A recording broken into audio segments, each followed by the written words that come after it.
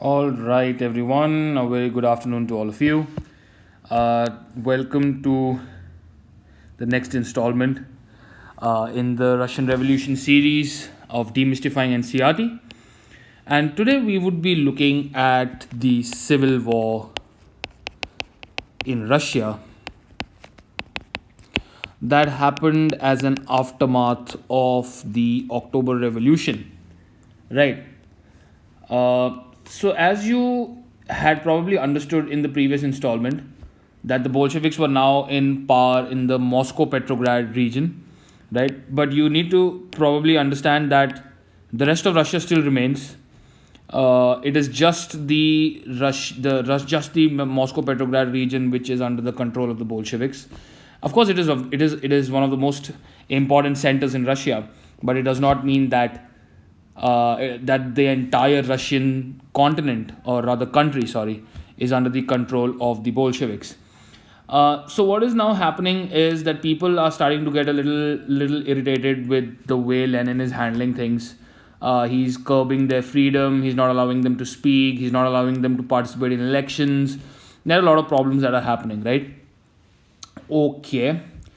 Now, what is happening is that because of this stringent approach that Lenin has adopted, the people are beginning to feel really alienated. Okay.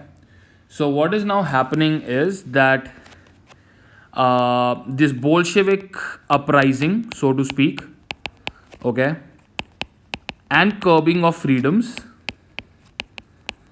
and curbing of basic freedoms and censorship, right, it is not really being taken down well by people, and it is being opposed by the non-Bolshevik socialists. Of course, there are other socialists also in the country who are not Bolsheviks, right, who are not Lenin fans, so to speak. Okay, it is being opposed by the non-Bolshevik socialists. It is, of course, being opposed by the normal liberals who want a happy, cute democracy with everybody having the right to vote, universal adult suffrage, etc. Those liberals. And of course, who do you have with them? You have the supporters of autocracy, right? You still have the supporters of the good old monarchy. They also are still in existence. They're not dead. It's a huge country. Okay, they're still there. So yeah, so you realize that all the three of them are now beginning to get really irritated with what Lenin is doing. And what is happening now is that even after the October Revolution ended, right? So now I'm going to take the timeline of 1918 to 1919. Okay. Despite Lenin controlling the Moscow Petrograd area, okay, despite them controlling the area which is designated as super important, you will realize that still the pro-czarists, as in people who supported the czar, people who wanted monarchy, conservatives, so to speak, who were known as the whites, okay, they were known as the whites. I don't know why, but just they were called the whites, okay. They controlled most of Russia. Okay, they controlled most of Russia, right? And what happened was that after Lenin took over the Moscow Petrograd region, which is somewhere in the north-ish, center north-ish, okay, region of Russia, what these people did was that the leaders of the non-Bolshevik socialists, the leaders of the liberals, and the leaders of the whites, that is the pro-czarists, they moved to South Russia. Okay, they moved to South Russia. They consolidated their power there. Okay, they consolidated their power, and they organized whatever troops that remained in order to fight the Bolsheviks. As you can realize now that the Bolsheviks are in the north, where they have controlled the Moscow Petrograd region, and now in the south you have the combined troops of the non-Bolshevik socialists, the liberals, and the pro-czarists, or the whites as they are called. So this civil war that was now erupting was essentially a war between the Reds. The Reds are the Bolsheviks, okay? Red is the color for communism, right?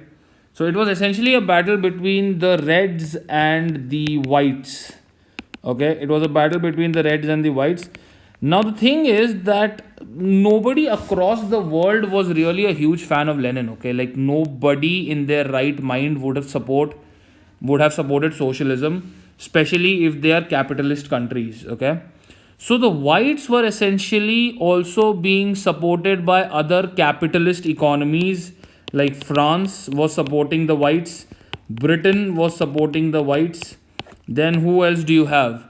You have Japan supporting the Whites, and you had the United States of America as well coming into the picture to lend their support against the communistic slash socialistic regime of the Bolsheviks.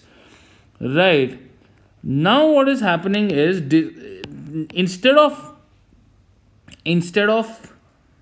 appreciating all of this support and actually trying to overthrow the Bolsheviks, these whites or the pro-czarists who are obviously in favor of private property, okay, who are obviously in favor of private property, they start attacking and killing the peasants who had taken their land from them.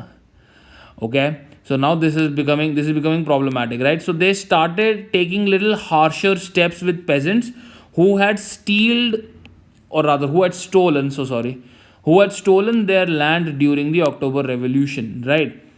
Cool. So now what is happening is, since they have started attacking the peasants, their popularity, that is the popularity of the non-Bolsheviks in general, okay, popularity of the non-Bolsheviks decreased. Lucky for us, we do not have to study the entire civil war. Okay, what we do need to understand is that in 1918 this civil war went on, in 1919 this civil war went on, and by January 1920, okay, now we're stepping into a new decade altogether. By January 1920, guess who emerged victorious? By January 1920, after almost 2 years roughly of civil wars between the whites and the reds, between the supporters of the Tsar, between the liberal Democrats, basically the non Bolshevik socialists, and the liberals, right? The Bolsheviks emerged victorious. Okay, the Bolsheviks emerged victorious and ended up controlled most of the former Russian Empire. Here you go. Isn't that wonderful? So the Bolsheviks emerged victorious. Okay. Of course, because of Lenin and his 100,000 strategies. Okay, you can't really compare. Okay, emerged victorious and controlled most of the former Russian Empire. Now, this the Bolsheviks were able to do because of two main principal supporters of the Bolsheviks. Lenin was able to gather the support of the non-Russian nationalities. If you remember, countries like Turkmenistan, Uzbekistan, Kazakhstan, etc., were all once upon a time a part of USSR before they split. So the non-Russian nationalities included the Turks, the Uzbeks, the Kazakhs, so on and so forth, who supported Lenin, who were BFFs with Lenin, and of course with the help of Muslim nationalists, okay, who were again in support of the Bolsheviks, called the Muslim Jadidists.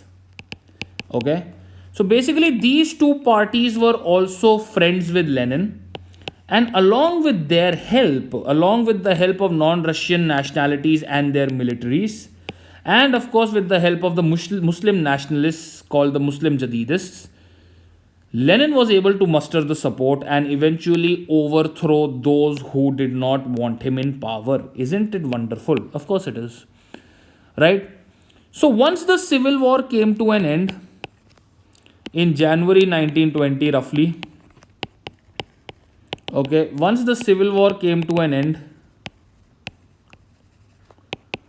Lenin introduced some new changes after the civil war.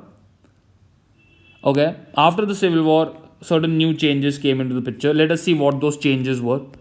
Okay, so if I see changes after the civil war, right, changes after the civil war, the first change that is obviously going to come into the picture is hardcore socialism being adopted, and in the sense, the mechanism of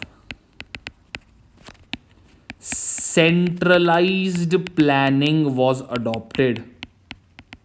Okay, the mechanism of centralized planning was adopted, and 5-year plans were created. Okay, so what is now happening is the entire economy, okay, is going to be planned along socialist lines and principles, and it is going to be centrally planned by a single authority in the country.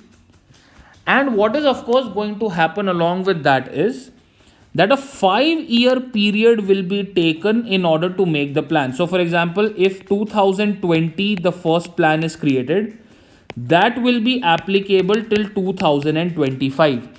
Then in 2025, the second 5-year plan will be created, and that will be applicable till 2030. Then again a 5-year plan will be created, that will be applicable till 2035, so on and so forth.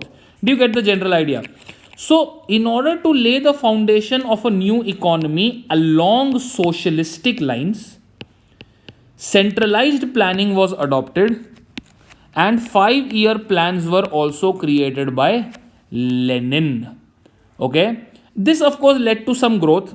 Because of this centralized planning and 5-year plans being created, industrial development took place, even though not large scale industrial development, but still, considering where Russia was during the First World War, it was still a whole lot better. Okay, so industrial development took place because of centralized planning and because of the adoption of 5-year plans, right? Then he also introduced a new schooling system. Okay, a new schooling system that was controlled by the state. Okay, of course, again it's very socialistic. Okay, government schooling system basically, just like in India, controlled by the government of India. Similarly, new schooling system that was controlled by the government of Russia, or basically controlled by the Bolsheviks. Okay, but he did nice things as well. He encouraged the peasants and workers.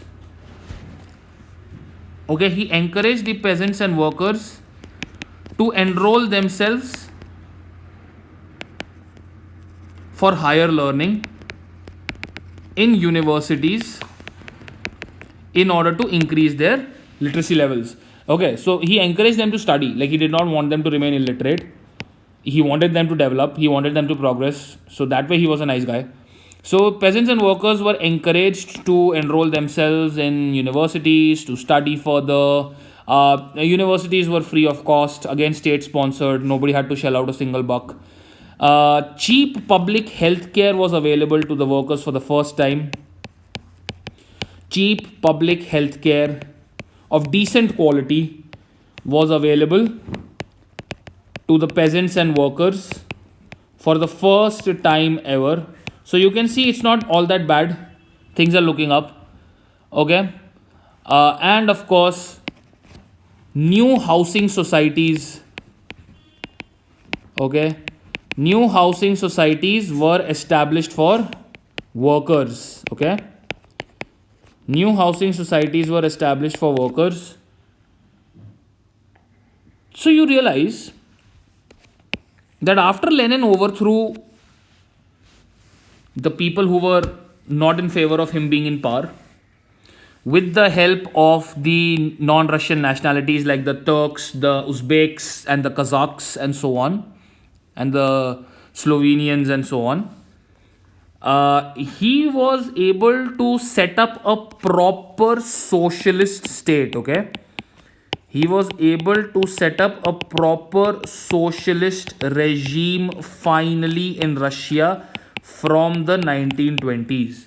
And as you can see, all socialist measures, centralized economy, 5 year plans, because of which industrial development took place, development of new housing societies for the poor, cheap public health care free of cost for the peasants and workers, encouraging them to enroll in universities, which were again free of cost to promote literacy development, and a new schooling system that was again controlled by the government of Russia.